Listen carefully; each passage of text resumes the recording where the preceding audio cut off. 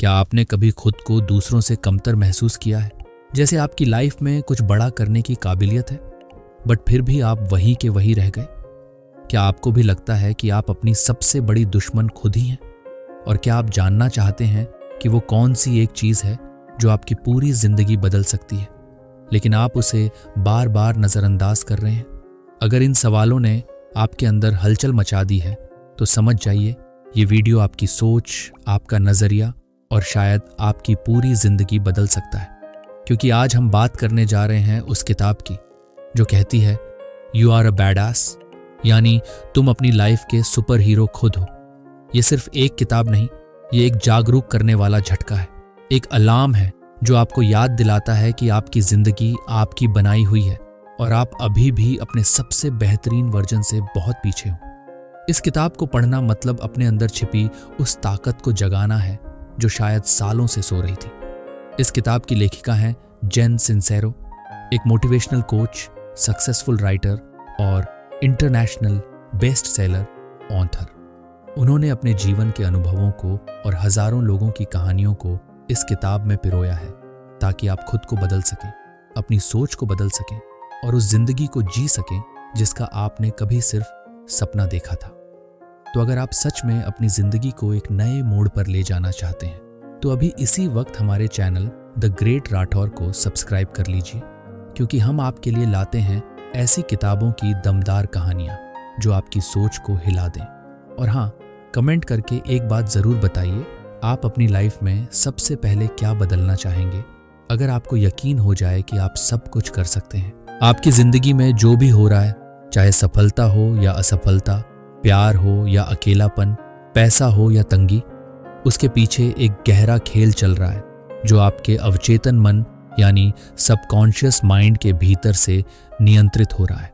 जेन सिंसेरो कहती हैं कि हम में से ज्यादातर लोग ये सोचते हैं कि हम अपने फैसले अपने होश में लेते हैं, लेकिन सच्चाई ये है कि हमारे पुराने अनुभव, बचपन की बातें, दूसरों की राय और समाज की कंडीशनिंग हमारे अंदर इतने गहरे बैठ चुके होते हैं कि वे चुपचाप हमारी जिंदगी की दिशा तय कर रहे होते हैं बिना हमें पता चले।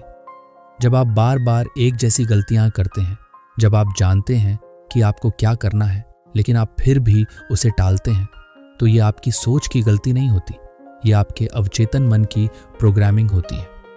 हमारे दिमाग में हर अनुभव, हर डर, हर विश्वास एक छाप छोड़ जाता है। उदाहरण के लिए, अगर बचपन में किसी ने ये कह दिया कि पैसे वाले लोग लालची होते हैं, तो ये बात आपके सबकॉन्शियस में बस जाती है। और जब आप बड़े होकर पैसा कमाना चाहते हैं तो वही छिपा हुआ डर आपको सबोटाज कर देता है, क्योंकि आप खुद को लालची बनते नहीं देखना चाहते।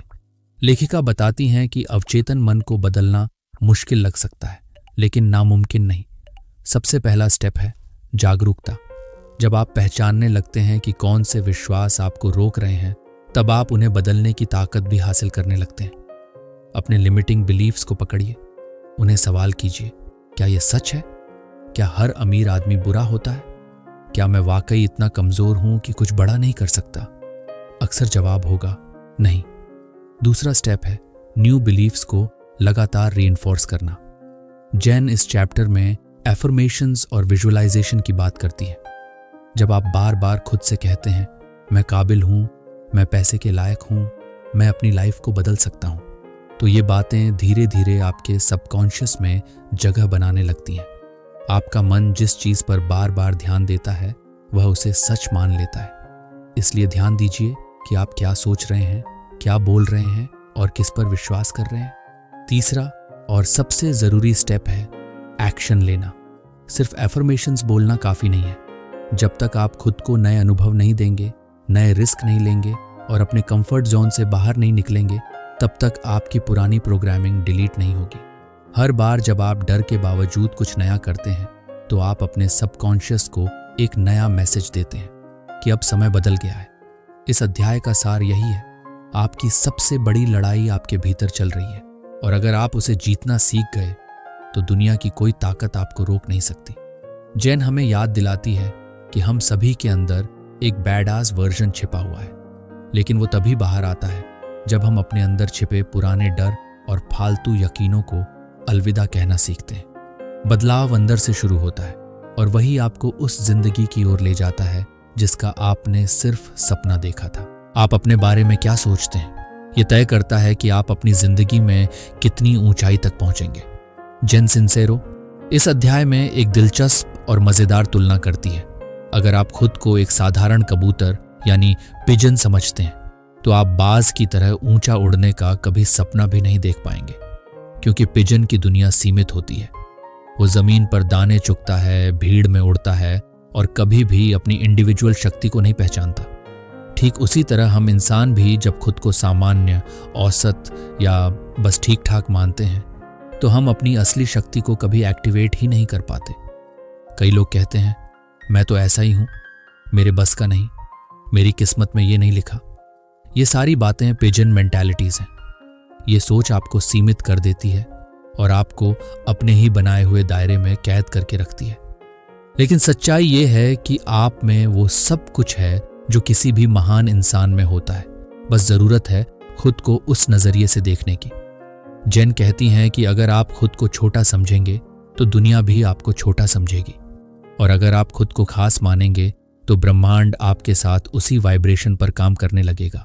ये अध्याय हमें सिखाता है कि हमें अपने आप को उस तरीके से पेश करना चाहिए जैसा हम बनना चाहते हैं, न कि जैसा हम इस वक्त हैं। इसका मतलब ये नहीं कि आप नकली बन जाएं, बल्कि ये है कि आप अपने अंदर छिपी महानता को बाहर लाना शुरू करें। अगर आप एक सफल बिजनेसमैन बनना चाहते हैं तो आपको अपने काम को उसी सीरियसनेस और प्रोफेशनलिज्म के साथ लेना होगा।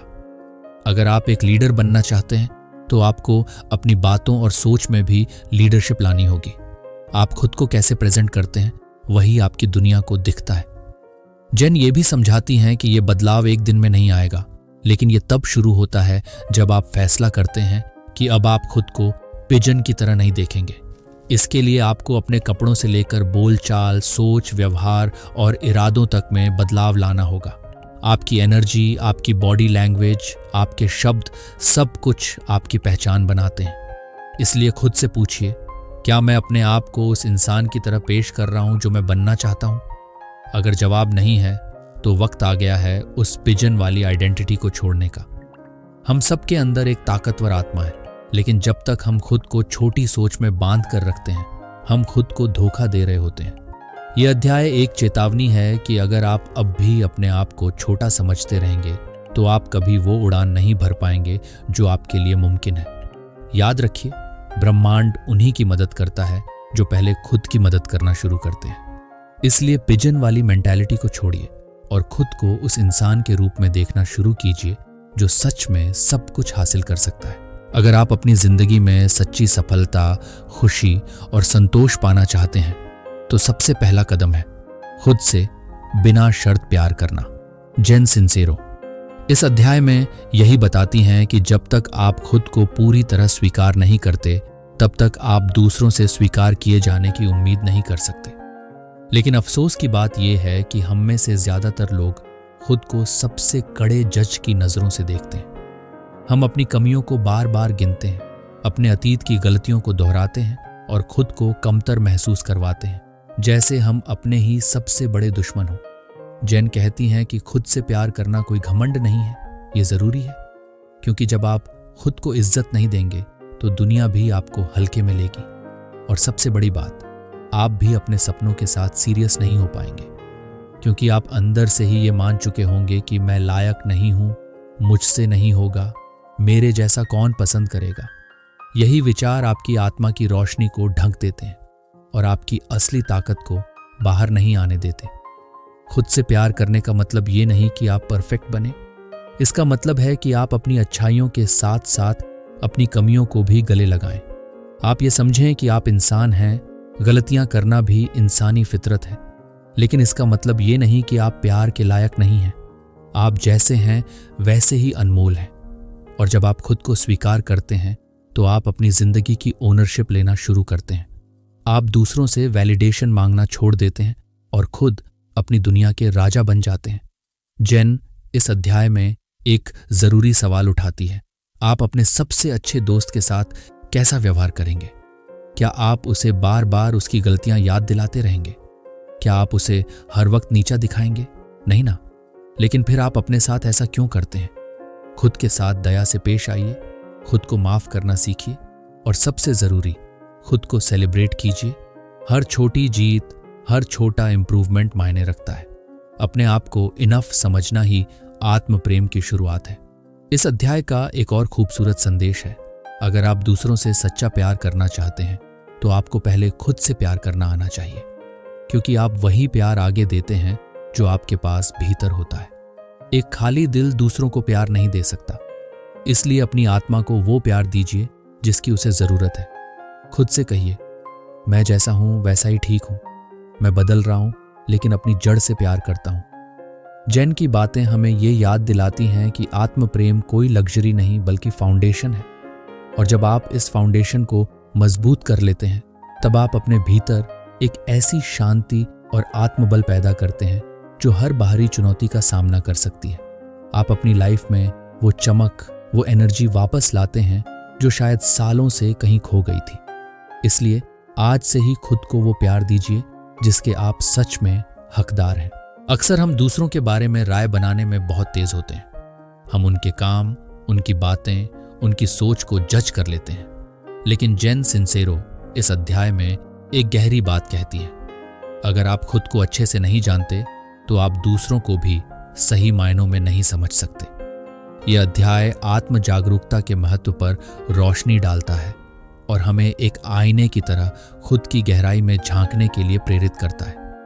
जब आप किसी को देखकर तुरंत कोई धारणा बना लेते हैं, जैसे वो तो बहुत घमंडी है, ये इंसान भरोसे के लायक नहीं है, तो दरअसल आप कहीं ना कहीं अपने अंदर के ही कुछ हिस्सों को रिफ्लेक्ट कर रहे होते हैं।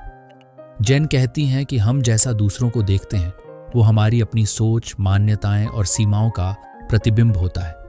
इसलिए जब आप बार बार बाहरी दुनिया से निराश होते हैं या बार बार एक जैसे टॉक्सिक लोगों को अट्रैक्ट करते हैं, तो ये समय है खुद से ये सवाल पूछने का, मुझ में ऐसा क्या है जो बार बार यही अनुभव दोहरा रहा है। इस अध्याय में एक बहुत ही दिलचस्प बात सामने आती है कि हमारी आउटर रियलिटी हमारी इनर रियलिटी की एक्सटेंशन होती है। यानी आप अपने भीतर जितना क्लैरिटी, प्यार और पॉजिटिव एनर्जी रखेंगे, दुनिया आपको वैसा ही रिस्पॉन्ड करेगी। लेकिन इसके लिए सबसे पहले जरूरी है कि आप खुद को गहराई से जानें, अपने डर को समझें, अपनी सीमाओं को पहचानें, अपने पुराने जख्मों को देखें और उन्हें हील करें। जब आप ये काम करते हैं तब आप अपने सबकॉन्शियस पैटर्न्स को तोड़ना शुरू करते हैं। जैन हमें यह समझाती हैं कि खुद को जानना सिर्फ मेडिटेशन या जर्नलिंग तक सीमित नहीं है, बल्कि ये एक एक्टिव जर्नी है जिसमें आप अपने हर थॉट, फीलिंग और एक्शन को ऑब्जर्व करते हैं। आप खुद से पूछते हैं, मैं ऐसा क्यों सोचता हूं? मेरे इस व्यवहार के पीछे कौन सी कहानी छुपी है? क्या ये मेरा असली रूप है या बस समाज की बनाई हुई एक परछाई? जब आप ईमानदारी से इन सवालों के जवाब ढूंढते हैं, तभी आप असल में खुद के करीब पहुंचते हैं। इस प्रक्रिया में एक चीज जो सामने आती है वो ये है कि हम में से ज्यादातर लोग खुद के लिए बहुत हार्श होते हैं। हम खुद को लगातार आलोचना की नजरों से देखते हैं और ये सेल्फ टॉक हमें रोकता है, डराता है और हमारी ग्रोथ को ब्लॉक करता है। लेकिन अगर आप सच में खुद को जानना चाहते हैं तो आपको कंपैशन के साथ अपनी इम्परफेक्शंस को अपनाना होगा। जैन कहती हैं कि जब आप खुद से प्यार करते हुए खुद की सच्चाई को स्वीकार करते हैं तो आप दूसरों को भी समझने लगते हैं। आप जजमेंटल होना छोड़ देते हैं और एम्पैथेटिक बन जाते हैं, और यही वो मोड होता है जहां आपकी दुनिया बदलने लगती है। इसलिए ये अध्याय सिर्फ खुद को जानने की बात नहीं करता, ये हमें ये भी सिखाता है कि दूसरों को समझने और जीवन में गहराई लाने के लिए सबसे पहला कदम है अपने आप को पूरी तरह जानना, समझना और अपनाना। जब आप खुद को देखना शुरू करते हैं तभी दुनिया भी आपको एक नई नजर से देखने लगती है। जेन सिंसेरो इस अध्याय में एक बहुत बोल्ड और जरूरी सच्चाई सामने रखती है कि हमारा दिमाग हमारा नौकर है, मालिक नहीं। अक्सर हम यही मानते हैं कि जो भी हमारे मन में चल रहा है वही एब्सोल्यूट ट्रूथ है। डर लग रहा है तो कोई खतरा होगा, कुछ करने का मन नहीं कर रहा तो शायद वो सही नहीं है। लेकिन जैन कहती हैं कि आपका दिमाग सिर्फ एक प्रोग्राम है जो सालों से आपको वही सोचने, महसूस करने और करने के लिए मजबूर करता आ रहा है जो आपने बचपन से सीखा है। अगर आप इसे डायरेक्शन नहीं देंगे तो ये आपको पुराने पैटर्न्स में ही उलझा कर रख देगा। दिमाग का काम है आपको सुरक्षित रखना, न कि आपको जरूरी रूप से सफल बनाना। इसलिए जब भी आप किसी नई चीज की कोशिश करते हैं, जैसे कोई बड़ा सपना, कोई रिस्क या खुद को चैलेंज करना, तो दिमाग आपको डराने लगेगा। क्या होगा अगर तुम फेल हो गए? लोग क्या कहेंगे? तुमसे नहीं होगा। ये सारी बातें सिर्फ एक ही मकसद से आती हैं, आपको कंफर्ट जोन में बनाए रखने के लिए। लेकिन अगर आप हर बार इन बातों को सच मान लेंगे तो आप कभी भी अपनी ग्रेटनेस को एक्सप्लोर नहीं कर पाएंगे। जेन कहती हैं कि आपको अपने दिमाग को एक लॉयल डॉग की तरह ट्रेन करना होगा। उसे बताना होगा कि तुम्हें किस दिशा में जाना है। ये तभी मुमकिन है जब आप अपने थॉट्स को ऑब्जर्व करें, उन पर सवाल उठाएं और बार बार उन्हें पॉजिटिव एम्पावरिंग बिलीफ्स से रिप्लेस करें। जैसे अगर आपका दिमाग कहता है मैं कभी अमीर नहीं बन सकता, तो आपको तुरंत पूछना चाहिए क्या ये एब्सोल्यूट सच है? और फिर उस थॉट को बदलकर कहिए मैं अमीर बनने लायक हूं और मैं ऐसा कर सकता हूं। इस तरह की मेंटल रीप्रोग्रामिंग आसान नहीं होती, क्योंकि हम सालों से एक ही तरीके से सोचते आ रहे होते हैं। लेकिन जैन हमें बताती हैं कि डेली एफर्मेशंस, विजुअलाइजेशन और माइंडफुल अवेयरनेस से हम अपने दिमाग को बदल सकते हैं। दिमाग को ये समझ में आना चाहिए कि अब आप एक नए वर्जन में जी रहे हैं, जहां आप पावरफुल हैं, कैपेबल हैं और वर्दी हैं। ये भी ज़रूरी है कि आप अपने दिमाग को सही एनवायरनमेंट में रखें, नकारात्मक लोगों से दूरी बनाएं, इंस्पिरेशनल चीज़ें पढ़ें और खुद को ऐसे लोगों से घेरें जो आपकी ग्रोथ में यकीन करते हैं। जब आप लगातार अपने दिमाग को इसी तरह की सिग्नल्स भेजते हैं तो धीरे धीरे वो भी नई रियलिटी को नॉर्मल मानने लगता है।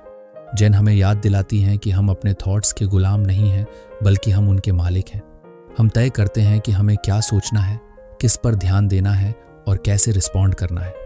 जब आप ये समझ जाते हैं तो आप अपने दिमाग को अपनी सबसे बड़ी ताकत में बदल सकते हैं। तब आपका ब्रेन आपको रोकने वाला नहीं, बल्कि आपको उठाने वाला बन जाता है।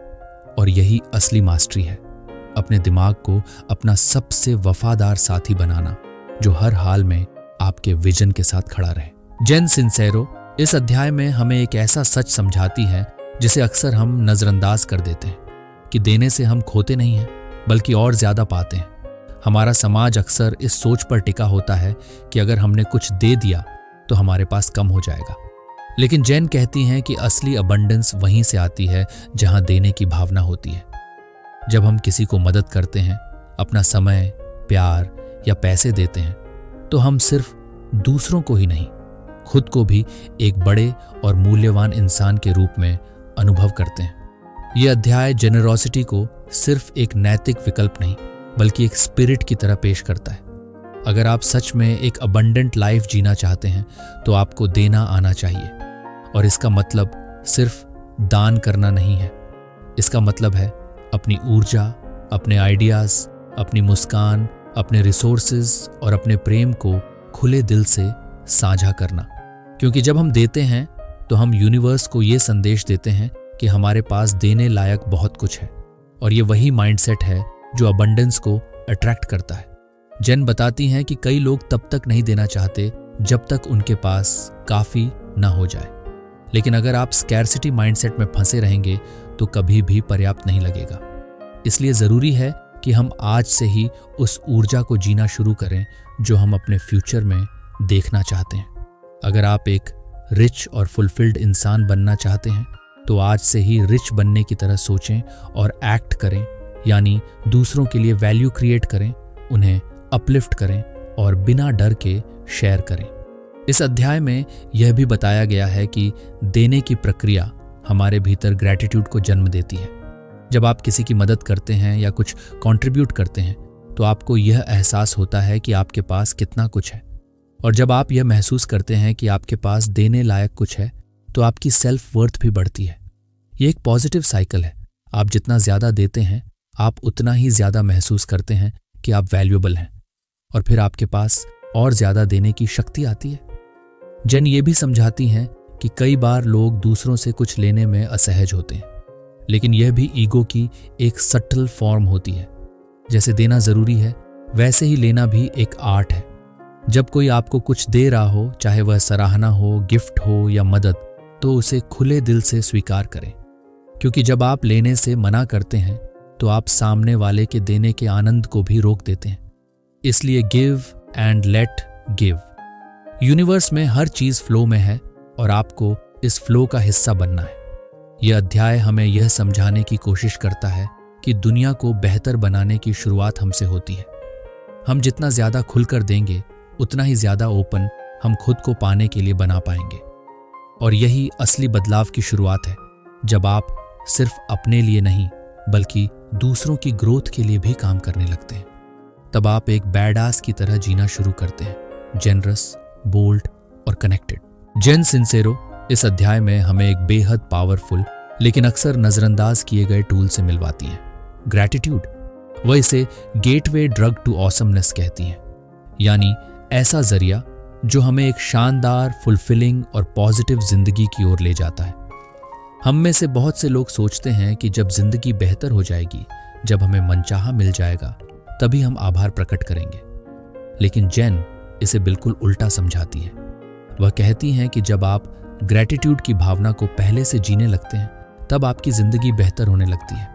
ग्रैटिट्यूड हमें स्कैर्सिटी से अबंडेंस की ओर शिफ्ट करता है। जब हम ये मान लेते हैं कि हमारे पास पहले से बहुत कुछ है, चाहे वह सेहत हो, रिश्ते हों, अवसर हों या बस एक और सुबह हो, तो हम अपनी एनर्जी को एक हायर फ्रीक्वेंसी पर ले जाते हैं। और यही हाई फ्रीक्वेंसी हमारे जीवन में पॉजिटिविटी, क्लैरिटी और मिरेकल्स को आकर्षित करती है। जेन इस बात पर जोर देती हैं कि आभार कोई पैसिव फीलिंग नहीं है, ये कॉन्शियस अभ्यास है। आपको रोजाना खुद को ट्यून करना होता है उन चीज़ों पर ध्यान देने के लिए जो आपके पास है, चाहे वह सुबह की चाय हो, किसी दोस्त की हंसी या आपके शरीर की ताकत। अगर आप उन्हें कॉन्शियस अप्रिशिएट करते हैं तो आपकी सोच का पूरा पैटर्न बदल जाता है। आप कंप्लेन करने वाले इंसान से सेलिब्रेशन करने वाले इंसान बन जाते हैं। और ये शिफ्ट आपकी वाइब्रेशनल फ्रीक्वेंसी को इतना ऊंचा कर देता है कि आप नेचुरली बेहतर लोगों, अनुभवों और अवसरों को अट्रैक्ट करने लगते हैं। इस अध्याय में यह भी बताया गया है कि ग्रैटिट्यूड सिर्फ हैप्पी मोमेंट्स के लिए नहीं है। असली काबिलियत तब दिखती है जब आप मुश्किल वक्त में भी आभार की भावना जिंदा रख पाते हैं। जेन समझाती हैं कि जब हम परेशानियों में भी कुछ ना कुछ सीखने, समझने या सहने की ताकत के लिए थैंकफुल होते हैं, तब हम अपने अंदर की शक्ति को एक्टिवेट करते हैं। आप एक्सटर्नल सर्कमस्टेंसेस के गुलाम नहीं रहते, बल्कि अपने इंटरनल स्टेट के मास्टर बनते हैं। और ये मास्टरी आपको डर, गुस्से या ईर्ष्या से बाहर निकालकर एक ऐसे जोन में लाती है जहां आप ग्राउंडेड भी रहते हैं और इंस्पायर्ड भी। जब आप यूनिवर्स को सिग्नल देते हैं कि thank you, I trust you, तब यूनिवर्स भी कहता है okay, let's give you more to be thankful for. ये एक स्पिरिचुअल फॉर्मूला है जो हर किसी के लिए काम करता है, अगर आप उसे लगातार अप्लाई करें। इस अध्याय का मैसेज बिल्कुल साफ है। अगर आप एक एक्स्ट्रॉर्डिनरी लाइफ चाहते हैं तो ऑर्डिनरी चीजों के लिए एक्स्ट्रॉर्डिनरी ग्रैटिट्यूड महसूस करना शुरू करें। अपनी आंखों से देखिए, अपने दिल से महसूस कीजिए और अपने शब्दों से जाहिर कीजिए कि आप थैंकफुल हैं। जब ग्रैटिट्यूड आपकी डेली प्रैक्टिस बन जाती है तो जिंदगी सिर्फ अच्छी नहीं लगती, वो सच में ऑसम हो जाती है। यही है असली बैडास माइंडसेट। हर परिस्थिति में आभार की शक्ति को पकड़ना और उस पॉजिटिव वाइब से अपनी पूरी दुनिया को रोशन कर देना। जेन सिंसेरो इस अध्याय में एक महत्वपूर्ण जीवन सिद्धांत को समझाती है, क्षमा का शक्ति। वह यह बताती हैं कि अगर हम किसी को माफ नहीं करते तो यह सिर्फ हमें ही नुकसान पहुंचाता है, दूसरे व्यक्ति को नहीं। हम जितना ज्यादा नफरत और गुस्से को अपने भीतर रखते हैं, उतना ही हमारी ऊर्जा और मानसिक शांति खत्म होती जाती है। जबकि अगर हम क्षमा करते हैं तो हम खुद को उन नकारात्मक भावनाओं से मुक्त कर लेते हैं जो हमारी खुशियों और सफलता में रुकावट डाल सकती हैं।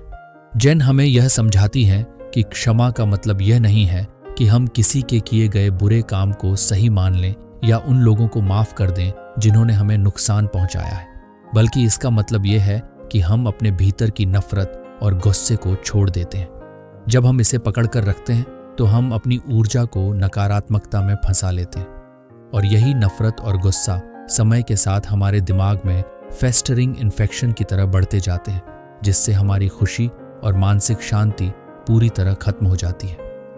अक्सर लोग ये सोचते हैं कि क्षमा करना दूसरे व्यक्ति को पावर देना है, लेकिन जेन ये स्पष्ट करती है कि असल में क्षमा करने से हम अपनी खुद की शक्ति को वापस पा लेते हैं। जब हम माफ करते हैं तो हम अपनी भावनाओं और प्रतिक्रियाओं पर नियंत्रण रखते हैं। यह हमें बताता है कि हमारी खुशी किसी और के व्यवहार पर निर्भर नहीं है, बल्कि यह हमारे भीतर की अवस्था है। इस अध्याय में जैन ये भी बताती हैं कि एक बार जब हम नफरत और गुस्से को छोड़ देते हैं तो हम बहुत हल्का महसूस करने लगते हैं। यह हमें अपने जीवन में आने वाली चुनौतियों का सामना करने के लिए ज्यादा मजबूत और सक्षम बनाता है। माफ करने से हम अपनी सोच और दृष्टिकोण में बदलाव ला सकते हैं। जब हम दूसरों को माफ करते हैं तो हम उनके प्रति अपनी नकारात्मक भावनाओं को समाप्त कर देते हैं और यह हमारी आत्मा को शांति देती है। जैन ये भी समझाती हैं कि क्षमा केवल दूसरों के लिए नहीं, बल्कि खुद के लिए भी जरूरी है। हम अक्सर अपने आप को भी माफ नहीं करते। अपने पिछले निर्णयों, गलतियों या विफलताओं के लिए हमें खुद को दोषी ठहराते रहते हैं। लेकिन जब हम खुद को माफ कर लेते हैं तो हम अपनी ऊर्जा को उस सबक पर फोकस कर सकते हैं जो हम जीवन से सीख सकते हैं, बजाय इसके कि हम अपनी गलतियों के कारण खुद को दोषी महसूस करें। इस अध्याय का मुख्य संदेश ये है कि अगर हम अपनी जिंदगी में शांति, खुशी और सफलता चाहते हैं तो हमें क्षमा करने की शक्ति को अपनाना होगा। नफरत और गुस्से को खुद से दूर करके हम अपने दिल को हल्का और स्वतंत्र बना सकते हैं। तभी हम जीवन के हर पल को पूरी तरह से जी सकते हैं, बिना किसी बुरे अनुभव को अपने भीतर संजोए हुए। यही है असली स्वतंत्रता, खुद को और दूसरों को माफ करके अपने जीवन को फिर से नए रूप में देखना। जेन सिंसेरो इस अध्याय में एक बहुत ही अहम सिद्धांत की बात करती है। हमारी सफलता और असफलता का मूल कारण हमारा निर्णय है।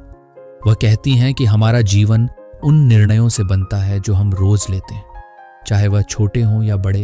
हर निर्णय हमारे भविष्य को प्रभावित करता है। अगर हम सही निर्णय लेते हैं तो हम अपनी पूरी जिंदगी की दिशा को बदल सकते हैं। सिर्फ सोचने से कुछ नहीं होता। जब तक हम किसी चीज को तय नहीं करते और उस दिशा में कदम नहीं बढ़ाते, तब तक हम बस वहीं खड़े रहते हैं जहां हम पहले थे। यही है ऑलमाइटी डिसीजन का मतलब, एक ऐसा निर्णय जो हमारी जिंदगी को पूरी तरह से बदल सकता है। ये वह निर्णायक पल होता है जब हम पूरी तरह से और दृढ़ विश्वास के साथ किसी रास्ते को चुनते हैं और उस पर चलने का फैसला करते हैं। जैन हमें यह समझाती हैं कि डर, संदेह और अनिश्चितता हमारे निर्णयों को प्रभावित कर सकते हैं, लेकिन असल में हमारी ताकत हमारे फैसले लेने में है। जब हम एक बार किसी दिशा को चुन लेते हैं और उस पर पूरी तरह से विश्वास करते हैं, तो फिर हमें डर और संकोच को नकार कर आगे बढ़ने की आवश्यकता होती है। हर वह पल जब हम किसी काम को करने का निर्णय लेते हैं, हम अपनी शक्ति को फिर से जगाते हैं। यह अध्याय हमें यह भी सिखाता है कि हमें अपने फैसले पर अडिग रहना चाहिए, भले ही शुरुआत में चीजें मुश्किल लगें। कई बार हम अपने निर्णयों से पीछे हटने का सोचते हैं जब परिणाम तुरंत नहीं मिलते, लेकिन जैन का कहना है कि सही निर्णय लेने के बाद हमें धैर्य रखना चाहिए और उसे लागू करने में पूरी लगन से काम करना चाहिए। सही निर्णय की ताकत धीरे धीरे हमें दिखने लगती है, बस हमें उसे ट्रस्ट करना होता है और निरंतर कार्य करना होता है। इसके अलावा जैन ये बताती हैं कि कभी कभी हमारी सबसे बड़ी सफलता हमारे सबसे बड़े डर के पार छिपी होती है।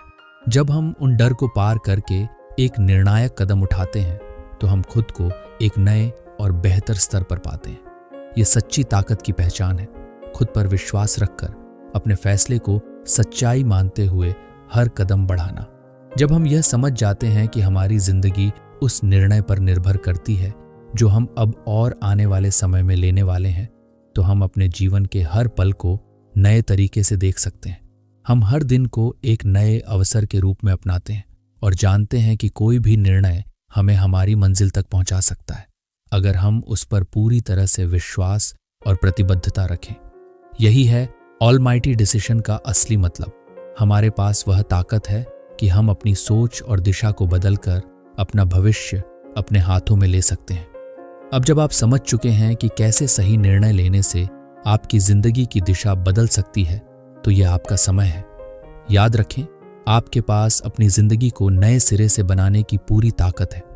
बस आपको उन सही फैसलों को लेने की जरूरत है जो आपके सपनों की ओर ले जाएं। कोई भी कठिनाई या डर आपके रास्ते में नहीं आ सकता जब तक आप उस फैसले के प्रति पूरी तरह से प्रतिबद्ध हों। तो आज से ही अपनी सोच को बदलें और उन निर्णयों पर ध्यान दें जो आप ले रहे हैं।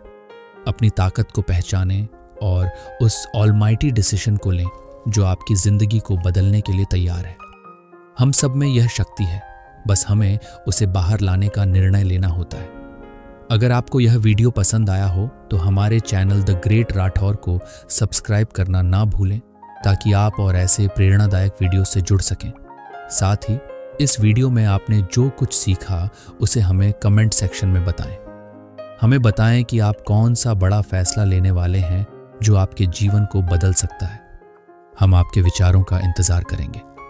अब अपना निर्णय लें और उसे क्रियान्वित करने की दिशा में पहला कदम बढ़ाएं। आपकी जिंदगी का सबसे बड़ा बदलाव आज से ही शुरू होता है।